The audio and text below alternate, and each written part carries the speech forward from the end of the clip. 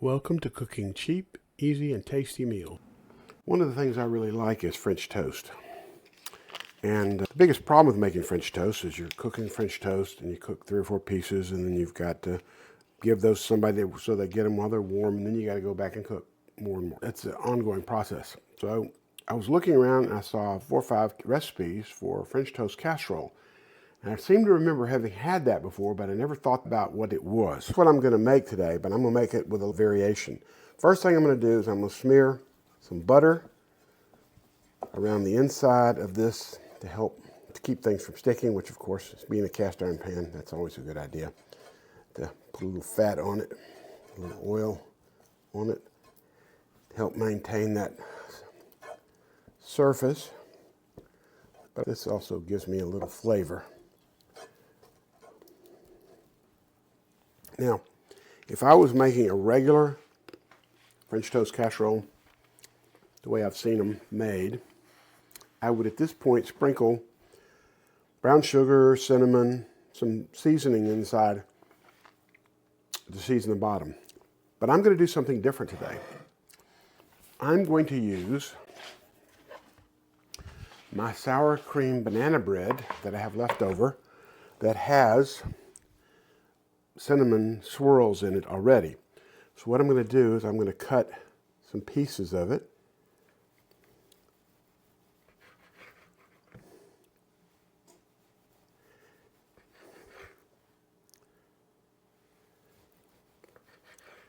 Okay. And I'm going to cut them in quarters like this on the angle so that I can kind of place them in here. Now I'm going to switch these around. And what I'm going to do is I'm going to just put these in here, trying to get as much of a variation as possible. Make sure I cover the bottom as much as I can.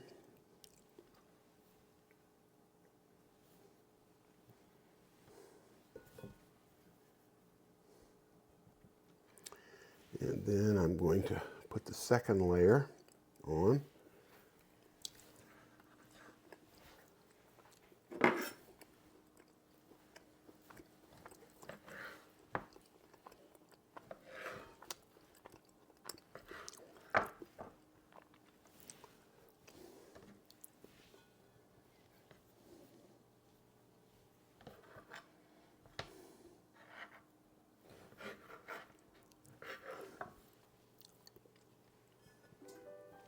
And I'm just going to make sure I've got all of this covered really well.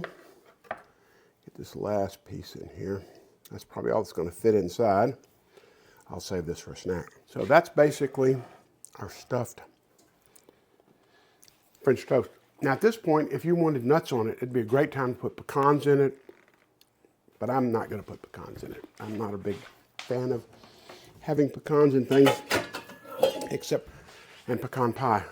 So the next thing I'm going to do is make a custard. Pretty straightforward. A couple of eggs.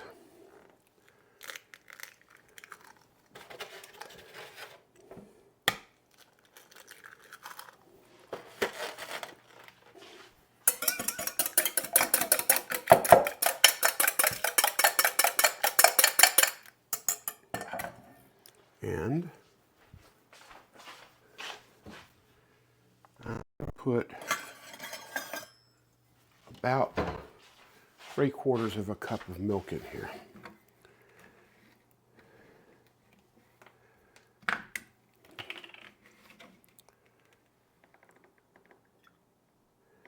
going to guess that's half a cup.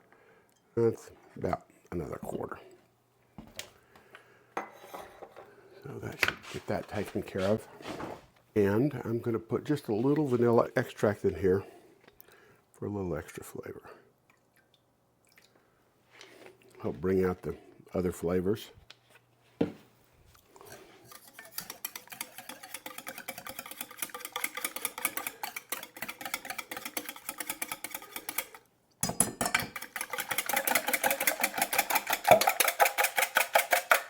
Okay, that's pretty well mixed. And now I'm going to pour the custard over the top, trying to make sure I get a good coating.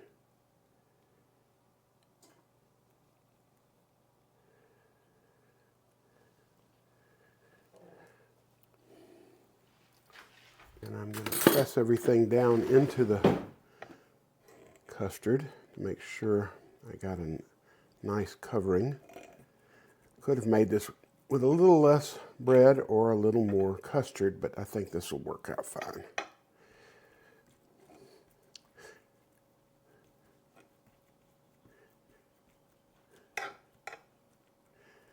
So that looks pretty good.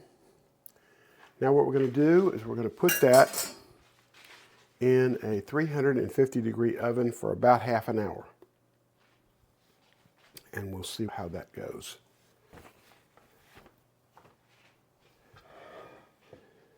And I'm going to probably turn it somewhere during this just to make sure it's evenly cooking. Okay, I just took it out of the oven, and as you can see, it's nicely cooked. I probably could have had a little bit more custard, but I think it's going to be fine just the same. The last thing I want to do is take some butter and just drop it in here and there and let it melt on top and give it a little extra flavor. You could sprinkle powdered sugar on it if you want. I don't think it's going to need anything, if you want to know the truth. I think it's going to have all the flavor it needs. I'm going to let it cool for a few minutes, and then I'm going to scoop some up and see what it's like. Don't forget, that's hot. You should really cover it with something, and I can't find my cover, so I might just have to put a dish towel over it. You don't want to accidentally touch it or have somebody else accidentally touch it, because it is fiercely hot. All right, I'll be back in a few minutes. Okay. So there we have a cinnamon French toast casserole.